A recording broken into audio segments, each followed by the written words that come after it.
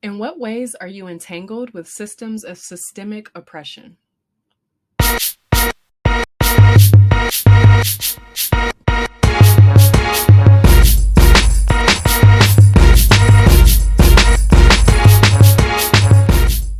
Welcome to Season 2, Episode 10 of the Prolific Shift Sunday Sit-Down. I'm Janae Peters. I'm founder, CEO of Prolific Shifts, and I'm here today with another question and action item to guide anyone interested in shifting something in their worlds, starting with a question and an action item any given week. So as those of you who watch regularly might remember, this aspect of Prolific Shifts is for any and everyone. The fellowship is for Black educators, Black leaders who are interested in personal and professional development. But here in this space, this is for anyone. These are questions I'm sharing with you from my heart, from my head, from my soul. Honestly, I could say that from my soul, as a way to just shift together, to shift in community. So here we are. Let's get going. So there are a number of things that have led me to offer this question this week. I feel like I've been in a number of conversations that have been about change, about accountability, about pain, right? About growth, all of those things. And those have been on the personal level, organizational level, institutional levels. And this question also is right at the surface, I think, of my heart and my mind, because I got my first chapter published in a textbook. And I've been thinking a lot about how this textbook came to be. And in that last Sunday sit down where we talked about mentors and mentorship and something that we've learned, one of my mentors invited me to co-author this chapter with them. And that ended up being how this came to be. But part of what I loved about how we did it in particular, and I would say how the other writers and social workers and professors engaged it too. But for us, that collaborative piece was deep. So we wanted our bios to also be collaborative and to talk about the process of creating together. And our offering in the textbook, our chapter, was really about inquiry and using inquiry to guide anti-racist practices as emerging social workers, emerging educators are thinking about their professions, their craft, are really using inquiry, which I think in some ways is counterculture. And as a collective, even the way this textbook was titled, School Social Work, Engaging Social Justice and Racial Equity from Practitioners' Perspectives, a collective of school social work practitioners and scholars for change.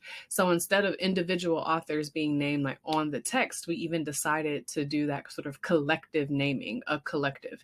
And it was a very collaborative process all around. And it really made me think about how hard it was to actually do that and how counterculture that was. But in a deeper way, one thing that I have really focused on in my world lately is trying to get out of understanding people's motivations, which is something that I'm often trying to do. Like I can justify the heck out of why somebody has done something. And part of it is I find myself often interested in how people became who they are. And when I really think about that, Yaba Blay, I think yesterday, was posting about that quotation that says, white supremacy is not the shark, it's the water. And I started to think about that. So regardless of how you feel in that environment, whether you're the tiny, tiny sea turtle or you're the plankton or the coral reef, whatever it is you are, you're in the water. And so what does it mean to be actively naming, acknowledging, fighting against something, but to be in the water and be, for these intents and purposes, like entangled in it? Like you can't, if you were a sea creature, a water creature, you can't really separate yourself. Or if you do, that's going to take lots of evolution, lots of time and space and courage and bravery and any other figurative sense you could think of, like for coming out the water. But if white supremacy is the water and not the shark, then that means, I think it's obvious, that most of us are complicit or participants or in some way, shape, or form helping that system to continue as it is. And when I think about the ways in which that could be possible, I think about like how we respond to frustration with children. I think about how we believe people should or shouldn't be punished after making mistakes. I think about it in terms of like what we believe about love and marriage, what we believe about money, all these things that when you, I think, really go back and figure out like why you believe what you believe, you might find you have to do a lot more research and a lot more soul search in order to figure out where that came from and if you're proud of that. So we've had some questions that have hinted at this, but like we're going directly into this one. And this week's question is asking and making assumptions that you are able to identify. In what ways are you entangled with structures of systemic oppression? What are the beliefs that you hold, even if they're not the actions that you offer, or even if you've done some work? What are the beliefs that you hold, the values that you hold? How you say this is what my family is going to do.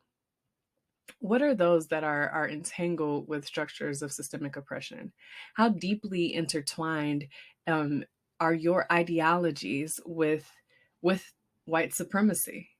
And I offer that because I think if we really engage this, some really fruitful things can come out of it by way of change and big shifts, like not little shifts, like, like the big fun, like big shifts will come, I think, with our acknowledgement and active uncovering of and active pursuit of difference when we realize all the ways in which we're complicit. And this one can get hard because, I mean, this gets into when you think of all our big structures, right? Education, re- religion, sorry, family structures, all those things that are also like might be deep community for us. If we detangle from them or disentangle from those spaces, we might find ourselves like wondering about why it is that we think what we think. Or you might find that you're like, yeah, I realize this is rooted in in systems of oppression, but here's why I believe what I believe. I'd be a little sad if that's where you ended up. But what I hope we do is make some time and space to interrogate just sort of what that might mean for us and what that might mean for how different parts of our life are functioning and for any sense of alignment. I mean, we talk about wanting to be free, right? We talk about um, breaking generational curses. We talk about all these things, but then the moment we believe someone needs to be punished or the moment someone does something that we don't like, all of that unravels and we find ourselves going with what we know, which is the water, which is supremacist structures. So yeah, this is one of those things. And then I'll give y'all a heads up that the next Sunday sit down is definitely creating a foundation for the next Sunday sit down, which is going to take us to another place. But yeah, so the question for this week is, in what ways are you entangled with structures of systemic oppression? Name them. Try to name as many of those ways as you can or as you can think about, and it'll set you up for the action item for the week. So this week's action item is to work to prepare yourself to dive into one area of complicity and journal or find another way to reflect upon what your life is like in those areas. Brainstorm one reasonable, feasible, and meaningful way that you can start to disentangle yourself from that structure. What does it look like to start to be that fish, that first thing that decided to come out the water? And what I hope that you all find in these areas is like, what are the pain points? Right. So when you think about, so I'll say for myself, one area where I find myself entangled is like sometimes like I am very uncomfortable with how I think my I won't call it natural, but my go-to inclination is usually one that's rooted in respectability politics. Like there's a way to do things and a way not to do things. And I don't love that about myself because I know that that's rooted in these supremacist structures that have just decided that there's only one way to communicate and that's that. And I know that that's deep for me because I know I always have to catch myself around it. So when I think about what my life is like in those areas, what I think about is where I run into that. Like, where do I find myself having to think about respectability politics?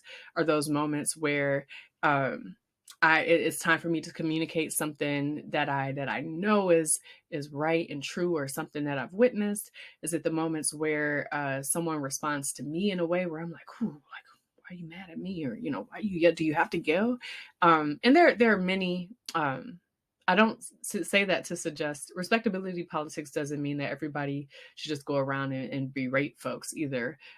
There's a lot in between there. But I just think about the areas in my life where that most comes into play and who it comes into play with.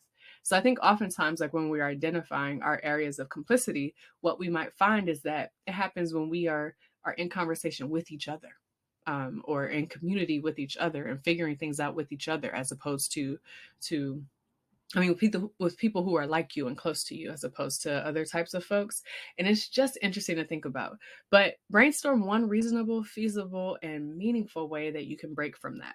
So one thing that I have really learned to do to try to break away from that is notice my reaction and really think about, like, if it's true, if I want it to be true, or if what I'm experiencing in the moment where I'm commenting on something like that is discomfort with someone being direct, right? I mean, I'm cool being direct, but when someone's direct with me, it feels a little different, right? So one thing that I would brainstorm is how I can continue to just pause and notice that, and really speak to that belief and counter it with what I know to be true and justice promoting. So that's just one way to do this. I hope y'all really take some time with this one, find something meaningful, and just start to. It's not bad to question ourselves. It's not bad to interrogate our practices, and it's not bad to be better than we were before because we know better. So let's get into this one and let's get prepared for the next Sunday sit down. As always, I love coming to this space. If you are looking for a thought partnership, like, please don't hesitate to hit me up. If not me, find someone you trust and or love, or someone you just like talking to, and see if y'all can get through this together. All right, y'all. I'll see y'all next time. Peace.